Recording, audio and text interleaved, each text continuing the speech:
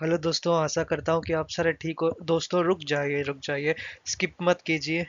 अंत तक थोड़ा देख लीजिए। मैं बहुत ही ज़्यादा टाइम आपका नहीं लूँगा, लेकिन कम समय लूँगा। एग्जैक्ट कंटेंट दूंगा दोस्तों। प्लीज़ रुक जाइए, मत स्किप कीजिए। पहला दोस्तों हम डिस्कस करेंगे reforming the Indian political system, lesson from China and United state. तो हमारा पॉलिटिकल सिस्टम जो है, राइट, वो ठीक तरह से है या फिर नहीं है, वो हमें एक बार मतलब ध्यान में रखना चाहिए, हमको ध्यान देना चाहिए। दोस्तों बहुत सारे मतलब कंट्रीज है जिनमें यूनिक पॉलिटिकल सिस्टम है, जिसके हिसाब से उस कंट्री का डेवलपमेंट उतना ज़्यादा हो रहा है।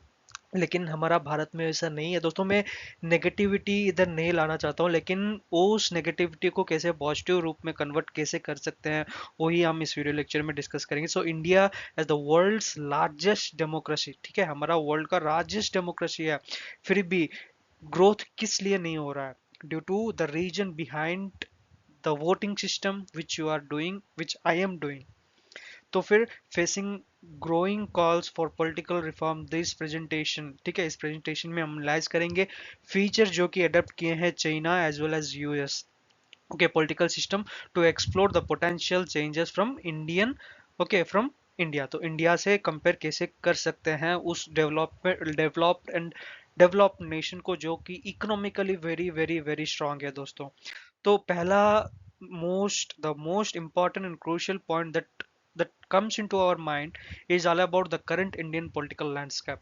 What sort of the landscape usually India has adopted for the long days back, from the long years, from the long decades. So one is bureaucratical inefficiency.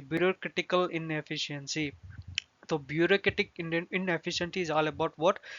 Delayed decision making and corruption hindrance governance, ठीक है, corruption hinder governance impacting the delivery of public service।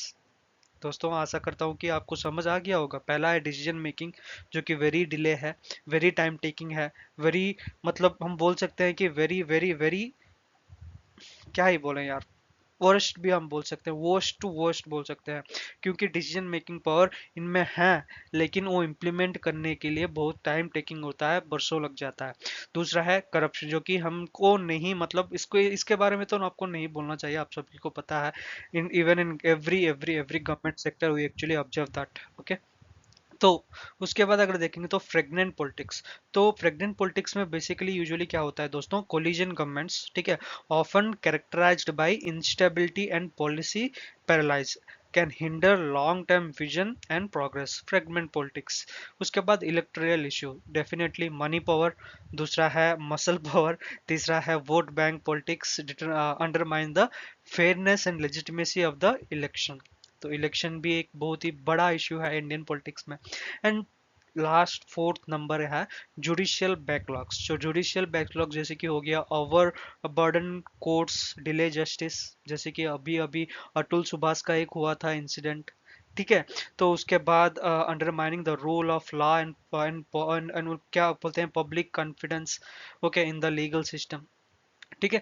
Definitely दोस्तों हर एक sector में ना हम बहुत ही बड़ा delay कर रहे हैं, बहुत ही मतलब we are in a zero state for development. We are only running behind, क्या रनिंग बिहाइंड? मनी। कैसे मनी आएगा हमारे पास, उस मनी को कैसे हम सेव करेंगे, ठीक है। इंडियन साइकोलॉजी है दोस्तों।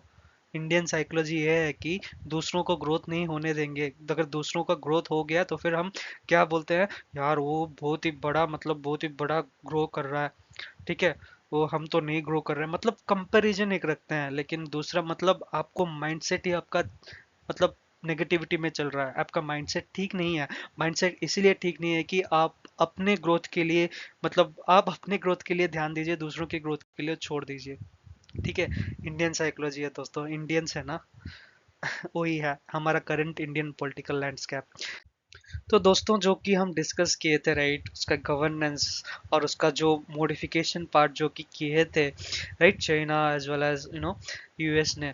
बट हमारा इंडिया में कौन सा वैसा मतलब डिफेक्ट है जिसके हिसाब से हमको ये लेसन पढ़ना पड़ता है चाइना से? So lesson from China, centralised governance with long term planning. इनका तीन मेन मोटो है दोस्तों, या फिर तीन मेन कारण है जिसके हिसाब से अगर देखेंगे तो वो बहुत ही बड़ा सक्षम मात्रा में, बहुत ही बड़ा इम्प्रोवाइज्ड मैनर में वो उनका इंफ्रास्ट्रक्चर डेवलपमेंट, उनका नेशन डेवलपमेंट हो रहा है। ठीक है, उनका इकोनॉमिक डेवलपमेंट हो रहा है। क्या क्या है वो रीजन? पहला है इकोनॉमिक एंड इंफ्रास्ट्रक्चर प्लानिंग।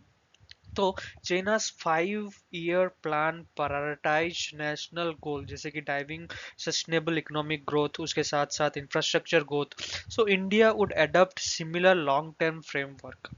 ठीक है, इंडिया भी कर सकता है दोस्तों, वो लॉन्ग टर्म फ्रेमवर्क को एड्रेस कर सकता है डेवलपमेंट प्रोग्रेस करने के लिए।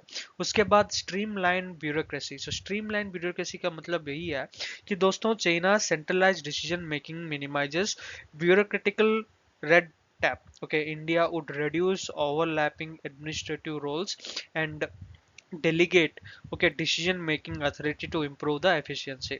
And तीसरा है focus on technology and innovation. Definitely China states fit invest in AI जैसे कि हो गया renewable energy plant, जैसे कि हो गया you know they are they are improvising in each and every sector.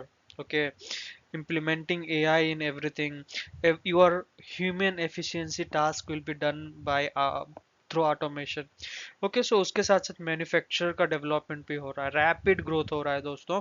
अगर बात करें तो फिर सेंट्रलाइज्ड या फिर improvised nation comparison to India. ठीक है, इंडिया में तो हर वक्त हर हर समय झगड़ा ही झगड़ा चलता है, किसके बीच? पॉलिटिशियन के बीच। तो उसको ही मेन कारण मानकर अगर हम चले तो फिर India definitely I'm damn sure that it is going to give a best result as compared to other nations. One election, one politics, one nation, अगर ये हुआ तो फिर उसके बाद अगर देखेंगे तो लेसन फ्रॉम यूनाइटेड स्टेट्स। पहला लेसन हम पढ़े थे चाइना से, अब दूसरा लेसन हम पढ़ेंगे यूनाइटेड स्टेट्स से। तो यूनाइटेड स्टेट्स से हमको क्या क्या लेसन मिल सकता है? पहला है प्रेसिडेंटल सिस्टम। तो प्रेसिडेंटल सिस्टम का मतलब भी ये है कि the US presidential system would offer insights for India in terms of reducing reliance on coalition politics and enhance the executive power। ठीक है, ये हो गया उनका प्रेसिडेंटल सिस्टम। ठीक है, दूसरा है फ्रीडलिज्म। फ्रीडलिज्म में बेसिकली क्या होता है फोक्स?